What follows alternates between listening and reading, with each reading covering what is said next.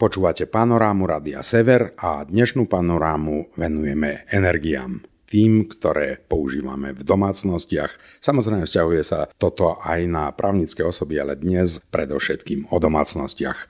Na to sú u nás pri mikrofóne vzácni hostia, inžinier Michal Danišek, špecialista podpory predaja a manažérka zákazníckeho centra v Žiline Eva Nová.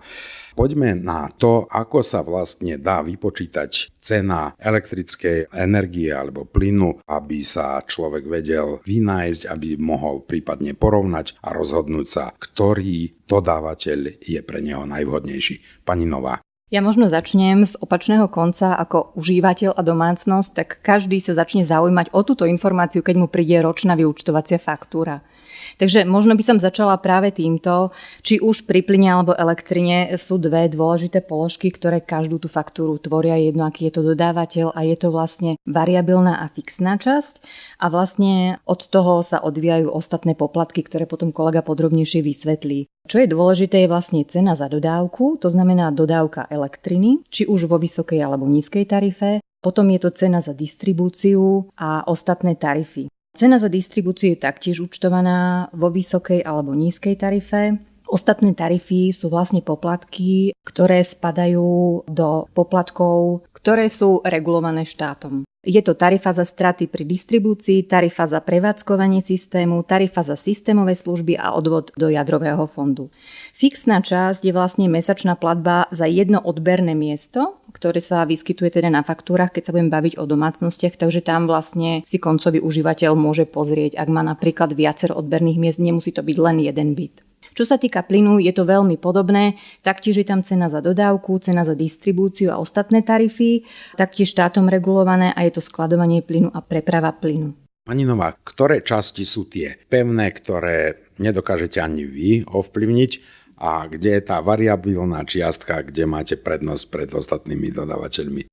Tá naša je tá cena za dodávku. To, čo nedokážeme skutočne ovplyvniť, je cena za distribúciu a ostatné tarify, ktoré sú regulované.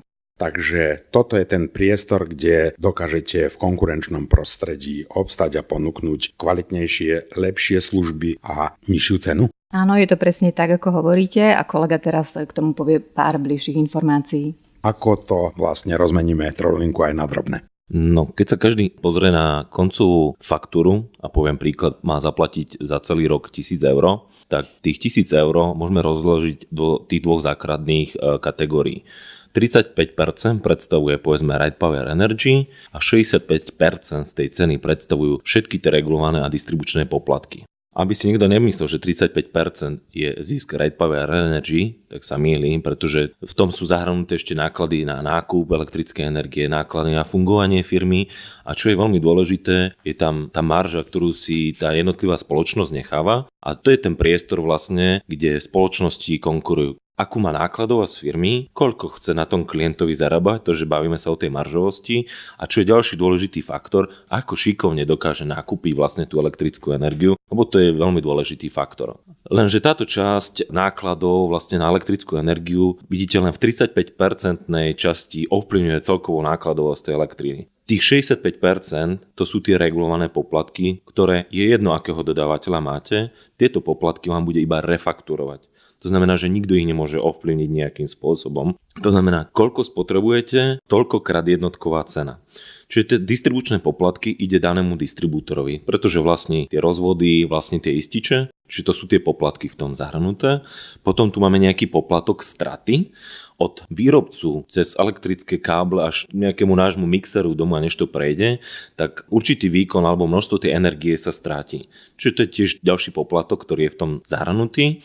Máme tu jadrové elektrárne, ktoré vyrábajú vlastne elektrickú energiu, a to jadro, ktoré treba potom likvidovať, tak niekto proste musí zaplatiť. Vlastne skladáme sa všetci určitou čiastkou, čiže to je položka na likvidáciu jadrového odpadu. A samozrejme máme tu ešte prenosovú sústavu, ktorá sa takisto rozvíja a musí byť v nejakej stabilite, lebo nie každý v rovnaký čas zapne ten vypínač, sused o inej hodine, firma skôr vypne a tak ďalej. Čiže musí tu byť aj nejaká vyváženosť. Takže tieto poplatky zase idú ďalším spoločnostiam, ktoré vlastne vyvažujú a rozvíjajú túto sieť. Čiže to sú kvázi, by som povedal, také hardwareové poplatky z tejto strany. Čo sa týka toho plynu, je tu presne podobný princíp, rozdelí akurát spoločnosť, je tu niekto, kto to distribuje, čiže je tu, poviem, nejaký distribútor a potom je tu prepravca, pretože máme nejaké rúry, ktoré nám vedú až domov do plynových sporákov, aby sme si mohli ohriať niečo alebo uvariť. Takže je tu nejaká prepravná spoločnosť. Takže tieto poplatky a samozrejme ešte je tam obchodnícka časť, čiže obchodník, ale opäť je to len nejaká časť. A v tom plyne nemôžeme hovoriť ani o kozmetickej marži, ale skôr sa bavíme o tom, že plyn robíme pre imidž. A preto, aby ten klient mal vlastne dve veci pod jednou strechou z tohto hľadiska. A aj to je prednosť spoločnosti Right Power Energy, že nie je špecializovaná len na jednu alebo druhú energiu, ale dokáže synergickým efektom poskytnúť kvalitné služby v dvoch komoditách, aj elektrickej energie, aj plynu. Áno, dneska dokonca našu spoločnosť posúvame už do takej fázy, pretože máme zaujímavé nástroje, ktorým vieme klientom výrazne znížiť náklady na energie. Dneska zmeniť dodávateľa je len čiastočná úspora, ktorá možno pre klienta v niektorých prípadoch predstavuje 2%, u niekoho je to 10% a tie čísla nie sú až také zaujímavé. A hlavne sa to týka veľkých firiem, spoločností, ktoré majú sklady, výroby, sú to pekárne, administratívne budovy. A my tu máme priestory alebo nástroje, ktorým vieme výrazne znížiť, kde sa už nebavíme o nejakých 10% a nebavíme sa možno o nejakých 1,000 eur, ale bavíme sa rádovo o 10 000 eur. Takže to sú nástroje, ktorými potom klientovi my už ani neznižujeme cenu za komoditu, tá už je pre nás druhorada, ale klientovi ponúkame znižovanie nákladov energie prostredníctvom nástrojov, ktoré priamo používame v našej spoločnosti, ktoré prinášajú výraznejšiu úsporu ako len zmena dodávateľa. A to sú tie pravé SA spoločnosti Right Power Energy aj pre našu a vašu budúcnosť.